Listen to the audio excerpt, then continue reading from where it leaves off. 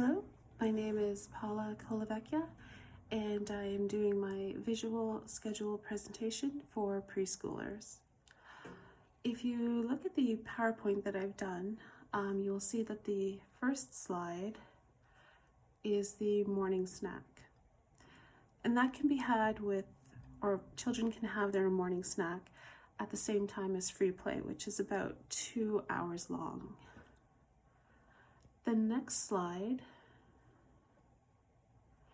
is the large group slide, which is adult initiated, but children can participate if they feel like it. After that, I put in the sensory activity. This again is made available to children, but whether or not they participate would be up to them.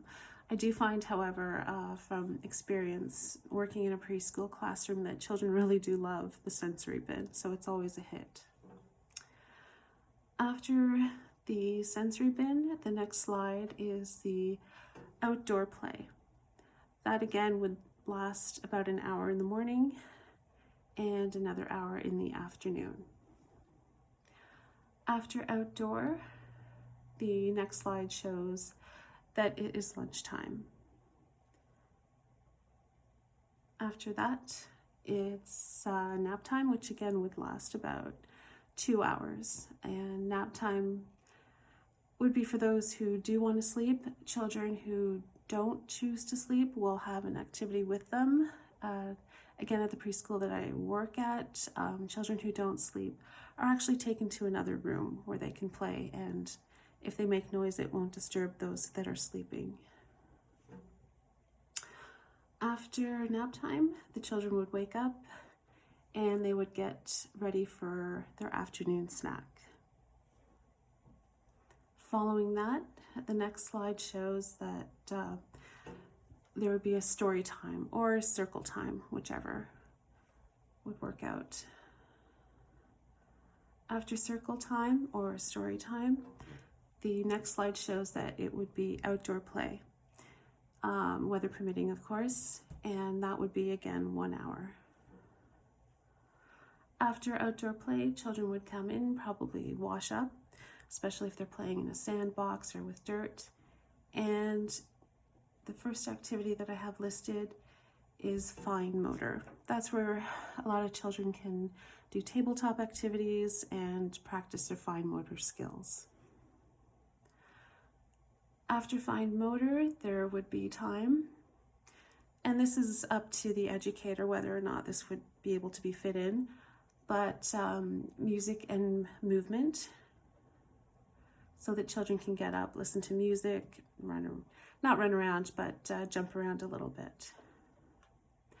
And the last slide shows free play, and that would happen until they were picked up. So the visual schedule supports children by giving them plenty of time to play, both free play and outdoor time, which provides them enough, we would give them enough time in the morning and the afternoon to do both free play and outdoor play, which is important for the well-being of children. The schedule also shows time for snacks and lunch, time for a nap, and that allows children to rest, also while having activities available for children who cannot sleep. Activities throughout the day will be both adult-centered and child-centered. For instance, for music and movement, usually the adult will, guide the children through certain movements that they could do, show them, even something like yoga or some stretches, whatever. However, you can have the children participate by asking them what type of music they like to hear.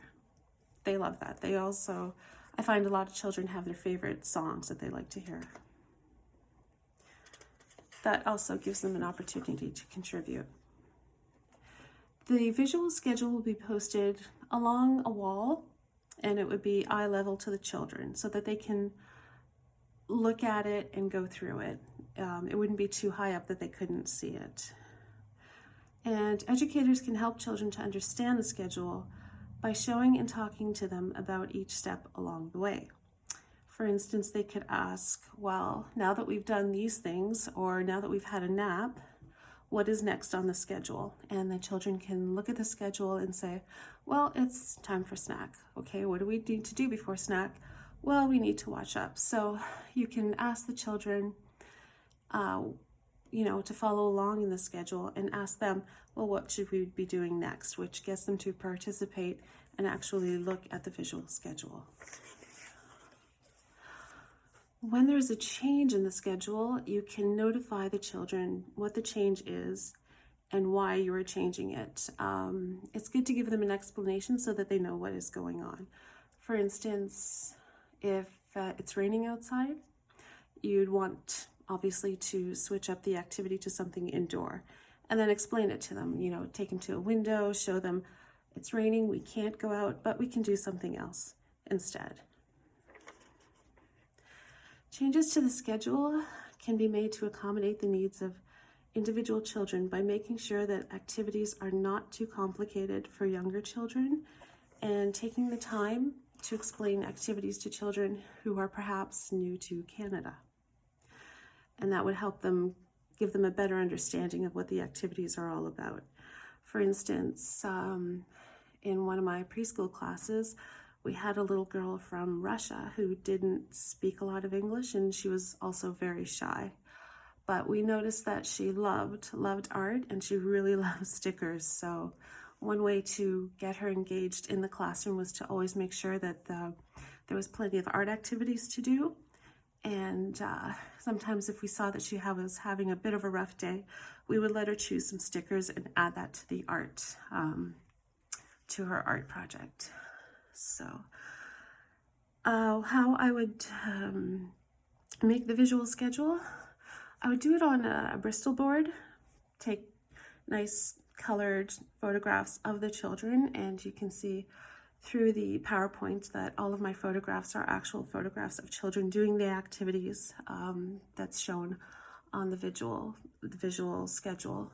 I would laminate it because children are rough with things. So to make sure that it lasts, I would definitely laminate it. And I find that the easiest thing to use on the back would be Velcro. So it's easy to pull off, easy to put back on. Children can, take it off and put it back on as well. So that is my presentation and visual schedule. Thank you.